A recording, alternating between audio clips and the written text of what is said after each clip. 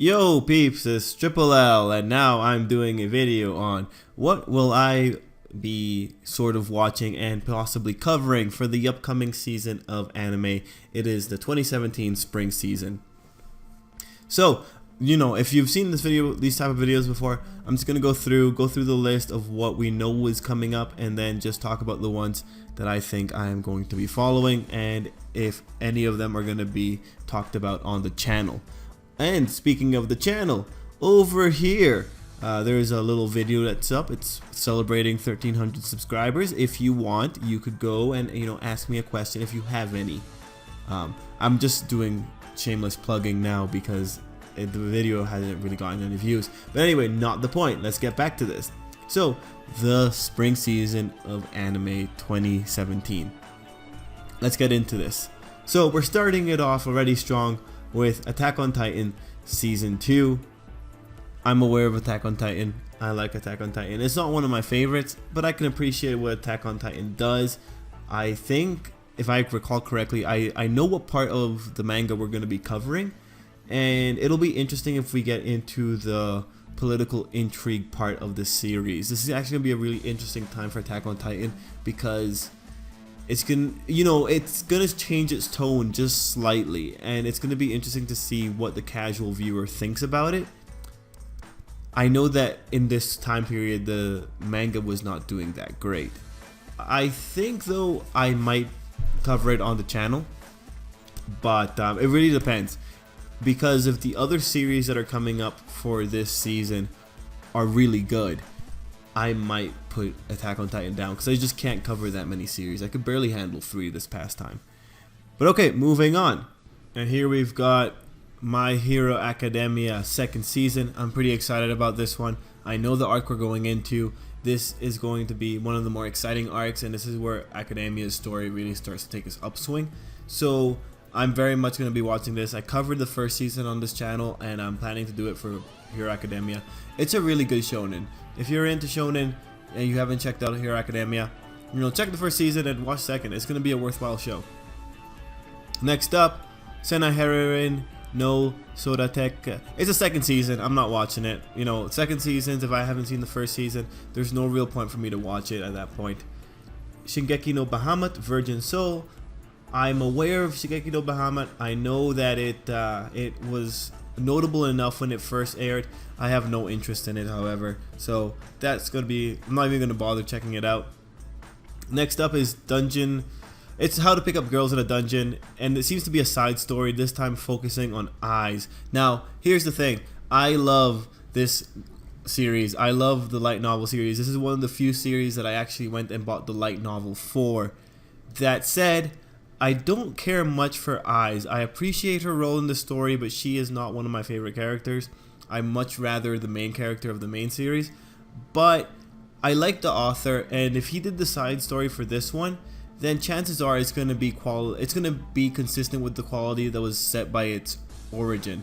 So as an origin story for this particular character, I might give it a no. I am going to watch it, but I'm probably not going to cover it on the channel.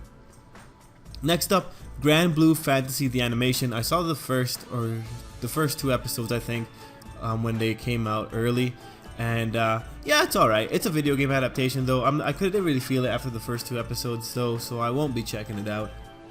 Next up is Clockwork Planet. So this is a light novel adaptation, and if you give it a quick read, it seems like it's kind of high end when it comes to its lore. The gist is that there's a guy, he's in high school, he's a tinkerer, and one day a box crashes into his house and there's a female robot or automaton in it. And then the premise is there's going to be a change, and this is his chance to be a hero. It's a pretty typical way of setting up a light novel, and truthfully I think it might be interesting, so I'll probably watch 1 or 2 episodes, and I might watch it casually after that. Next up, another light novel adaptation. It's described as an action fantasy story. It takes place in high school, in a magic high school, and this time the unique twist is that the main character isn't a student there, but rather he is a teacher, and his general strategy is to write self-study on the board and let the students learn. Eventually there's a conflict there, but then eventually the character gets his redeeming quality in that he will protect his students. So it's got an interesting twist. I might give it a 1 or 2 episodes just to check out, but I doubt I'll cover it. Next up, Sin, Nanatsu no Taizai. So guys, this one is just a story of Lucifer, Leviathan, and a high school girl as they go out of their way to fight the 7 deadly sins, or the demons that have the 7 deadly sins. It's interesting. It's interesting. You know, I think I'll watch it for the plot. Like, definitely. I think I definitely will watch it for the plot. The plot, guys. Moving on. Ero Manga Sensei, another light novel adaptation. This season is really strong with the light novel adaptations.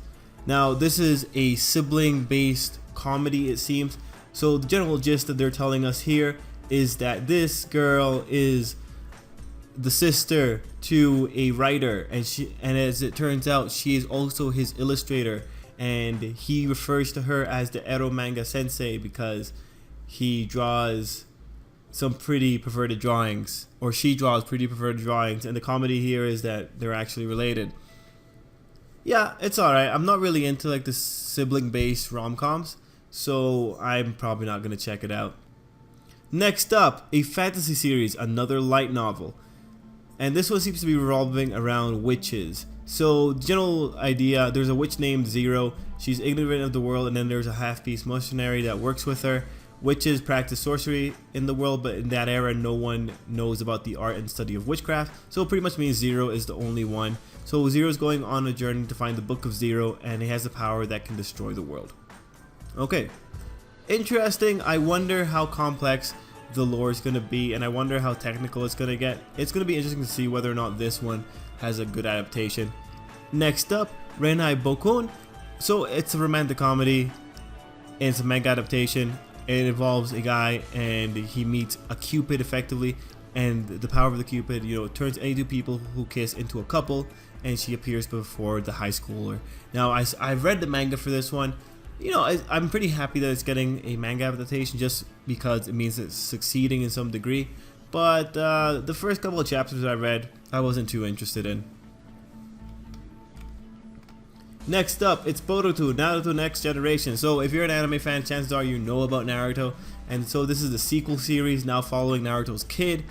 I am going to be watching it, but I don't know if I'll talk about it on the channel because I tried talking about Naruto, but there's just the way that the long-running shonens work is that there's barely anything to talk about because the episodes just stretch on too long and they don't have any substantial bit of meat that you could like really grab onto and just talk about. Next up, a manga adaptation. Pretty much a guy goes to a school that's ruled by girls, and the girls all have weapons and they can rule over the boys, and shortly after transferring, the main character becomes a target of one of the stronger girls of the school, and then ultimately he has to beat the 5 ruling swords, pretty much the strongest people in the school, in order to be free. Yeah, you know, I feel this has been done before. I don't know. It might be interesting. It's a manga adaptation, so that means the manga must be popular to some degree. Yeah, that'll be interesting to see. I'll check out like 1 or 2 episodes to see if it's at least funny, but we'll have to see. Next up, an original coming from Toei. Okay, guys, the premise for this one's really long. I think this is going to be very interesting to see whether or not Toei can pull it off. Toei's track record, though, isn't great, and for that reason, I don't think I'll watch it unless like people tell me, hey, this is like a really good show. Next up, Sagrada Reset. So this is it seems like a slice of life kind of series, but what's really interesting here is that they go out of their way to explain a few little things here. So the general gist is that there's a town called Sakurada, and half of the population has some form of special power. The 2 main characters in this particular story have the power to remember everything to incredible detail, and then the other one has the power to revert time. So what ends up happening is that the person that can remember everything despite time being reverted, and using that kind of angle, they go around solving cases. So you could see that this could be a very interesting mystery series. Since it's a light novel, there's a pretty good chance that it's pretty well planned out.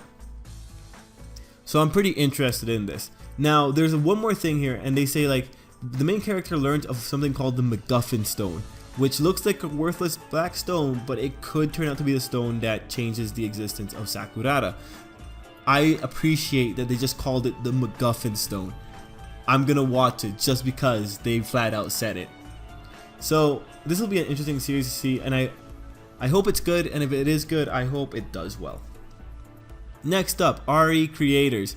So from what I understood, basically it premises what if characters are more than just characters, like the characters in stories, what if they're just more, and then the premise ends up by saying, our world is changed, mete out punishment upon the realms of the gods. In RE creator, everyone becomes a creator. So that pretty much tells me the characters are rebelling, they're gonna take down the writers, and it's just gonna be a mess. Now, the person that made this, Troika, is also the people who produced Elden Noah Zero. Like, they were producers in that series. And Elden Noah Zero had a pretty OP main character. So if I get to see some overpoweredness coming from this, I'll appreciate it. Next up, Berserk, second season. Okay, so Berserk, you know, it's the manga that everyone hypes up. They always hype up, it's so dark, it's so edgy, the main character is so, you know, dark and brutal. And yeah, you know, that's cool and all, but what I really like about Berserk, and it quickly became really near and dear to my heart after I read it like last year, I like the mythos. I love the mythos of Berserk because it's taking inspiration from European esotericism. Like, we're talking Paracelsus level of esotericism. So, you know, when I'm seeing this and I see the season poster, I can see the sylphs right here, the little wind effect, and I can see the salamanders getting involved. I know what gist we're going with the story. I really appreciate Berserk and the author's attention to the mythology. Man, it just makes it so much more interesting. And actually, on an interesting point, Berserk's main character is also noteworthy. Not because he's a dark, edgy guy who just wants to kill everything. No. That's how he starts off at the beginning of the story. What Berserk actually does is that we're seeing his character progression going from this dark and edgy guy to back to a normal person at the end. And I really like that kind of character development. Like, the Berserk story starts off, we see him at his worst, we get the backstory to justify why he's at his worst, and then we get him making more allies, and eventually he's mellowing out while also going through some interesting little character developments. And from the poster, it seems that we're going to be dealing with one of the bigger character arcs for the main character, Guts. So, Berserk, I definitely want to try covering it because Berserk is one of the series where I don't have to talk about what happens in the episode, but rather I could talk about the implications of what happened in the episode.